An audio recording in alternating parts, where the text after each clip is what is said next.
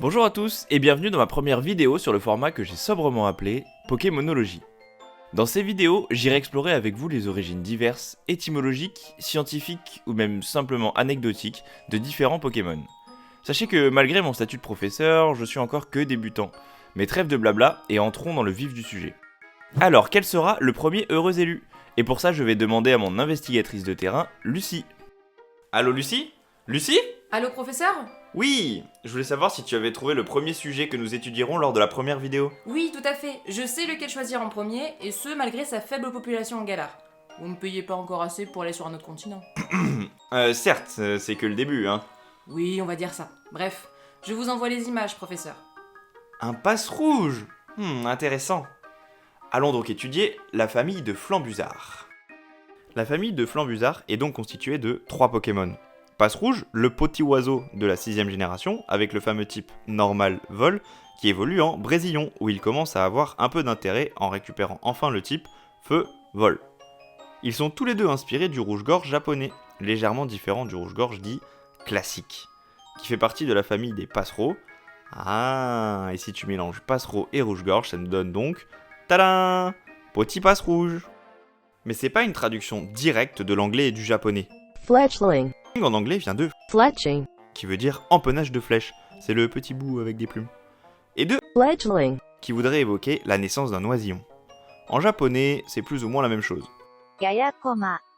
Avec ya qui vient de flèche, l'autre ya qui veut dire jeune, et de komadori qui nous fait revenir au rouge-gorge. Brésillon, lui, est assez simple, avec la fusion de braise et de oisillon. Mais c'est l'anglais que je trouve très cool, avec Fletchender. où on a notre empennage de flèche, où on vient rajouter cinder, cendre en français, qui traduit littéralement, nous donne empennage de cendre. Et ça c'est cool. Les deux petits sont bien évidemment inspirés du rouge-gorge japonais, et d'une flèche représentée par leur queue, qui ressemble bien à un empennage de flèche. Flambuzard, lui, c'est un peu plus badass. Il garde bien entendu son double type feu, vol, et mesure en moyenne 1m20.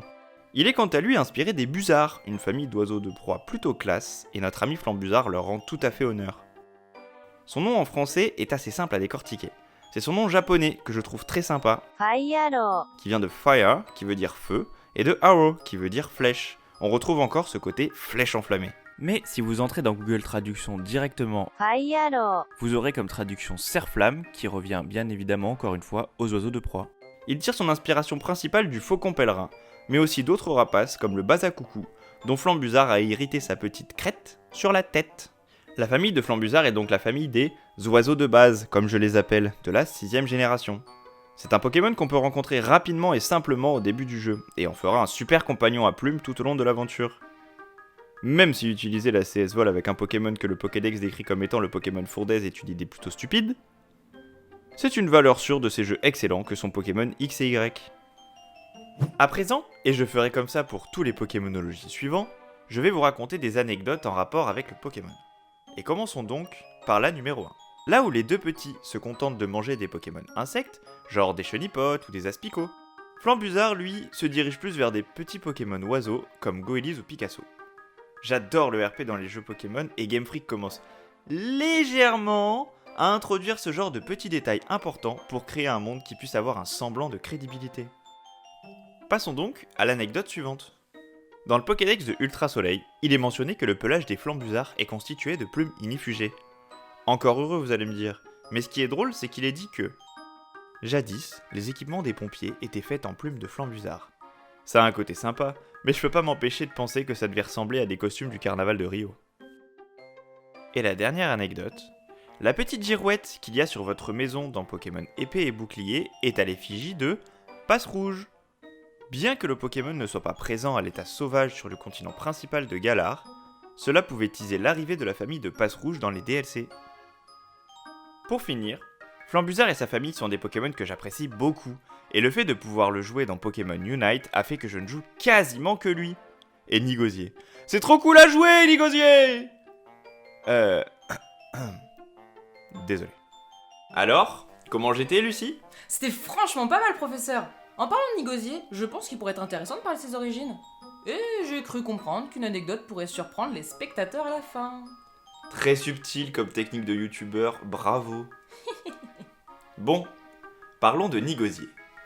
Nigosier est un Pokémon sans évolution qui est apparu avec la 8ème génération, avec le double type plutôt commun au vol. Non, parce que bon, et puis même le fameux...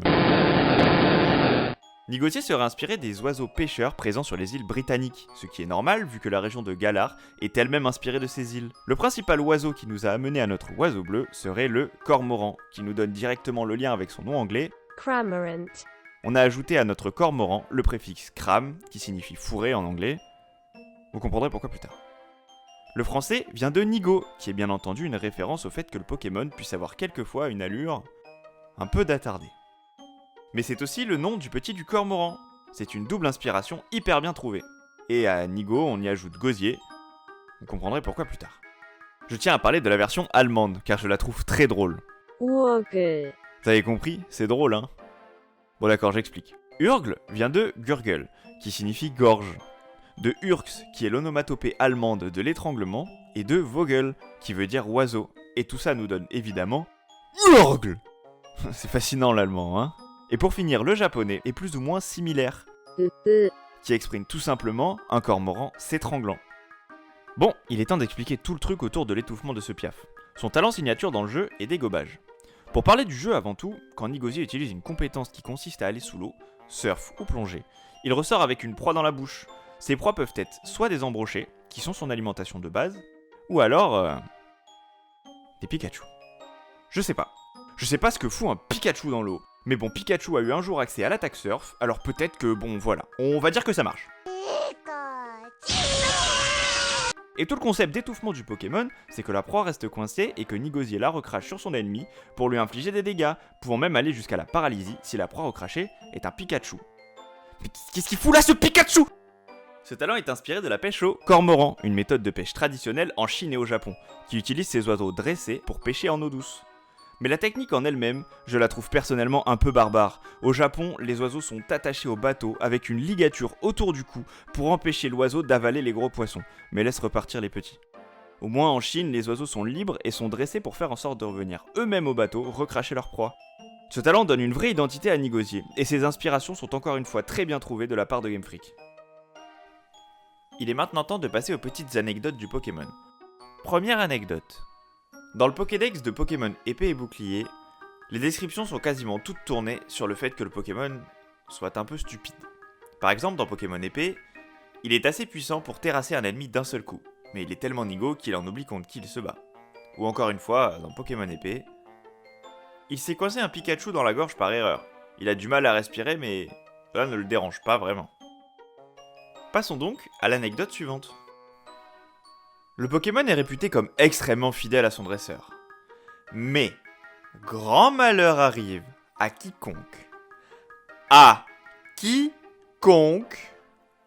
touche à sa bouffe. Nigosier. Pas partager son manger. Passons à l'anecdote numéro 3. Connaissez-vous la forme chromatique, le Shiny de Nigosier? Son corps devient tout orange, et ceci n'a pas été choisi au hasard et vient d'un fait réel. Au Pays de Galles, une mouette est devenue orange vive après être tombée dans un récipient de poulet tikka masala en essayant de voler un morceau de viande. Il a été secouru, puis recueilli par des bénévoles de l'hôpital de Tewkesbury. Quelque chose me dit que le côté stupide du Pokémon vient aussi peut-être de cette mouette. Qui sait?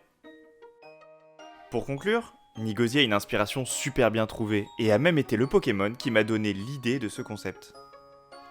Dis Lucie, tu penses qu'on a le temps d'un petit dernier? Un petit. Du genre, y a pas grand chose à dire? Oui, plus ou moins, mais Genre pas très connu ou connu? je sais pas, celui que tu veux, mais pas trop long. Absolument celui que je veux. Genre que tout le monde appréciera. Ah, j'ai compris, tu vas demander Loclas. Bon, parlons de Loclas. Loclas est lui aussi un Pokémon sans évolution, qui est arrivé avec la sacro-sainte première génération, avec le double type Eau-Glace. Loclas est directement inspiré du plésiosaure, un reptile qui aurait vécu au Mésozoïque, il y a donc environ 200 millions d'années. Un reptile, donc une créature de sang froid, et donc pas du tout adapté aux grandes étendues d'eau glacée. Mais comme dans Pokémon l'évolution, au sens large du terme, pas genre ça.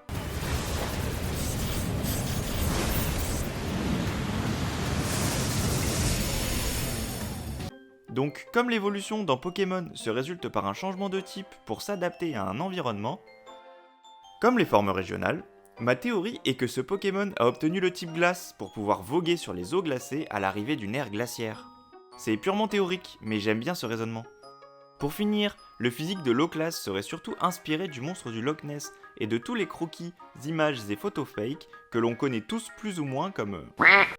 Étymologiquement parlant, on va commencer par le japonais. ラプラス Alors là, j'ai un petit peu galéré. Mais apparemment, l'inspiration viendrait du mathématicien astronome français Pierre-Simon de Laplace, un des principaux scientifiques de la période napoléonienne travaillant sur la théorie de la probabilité. Ok, mais quel est le rapport ? Le seul rapport que j'ai trouvé serait que l'Eau-Classe est un Pokémon très intelligent, et que sur le dos de l'Eau-Classe, sur sa coquille, il y a... de la place. Non, c'est pas une blague nulle, hein. Enfin si, elle est nulle, mais ce serait la vraie inspiration. En anglais, allemand et coréen, c'est plus ou moins la même. Lapras Même inspiration avec un léger jeu de mots pour dire qu'il y a de la place sur son dos pour s'asseoir. En chinois, plus précisément en cantonais, 贝贝龙 qui veut littéralement dire dragon qui transporte. Pour finir, le français, et là si vous aviez jamais remarqué, l'Eau-Classe vient évidemment de Loch Ness, auquel on a combiné le mot classe. Comme vous l'avez compris, ou bien comme le dessin animé et les jeux nous l'ont montré, l'Eau-Classe est un Pokémon transport. C'est pas moi qui le dis, c'est le Pokédex.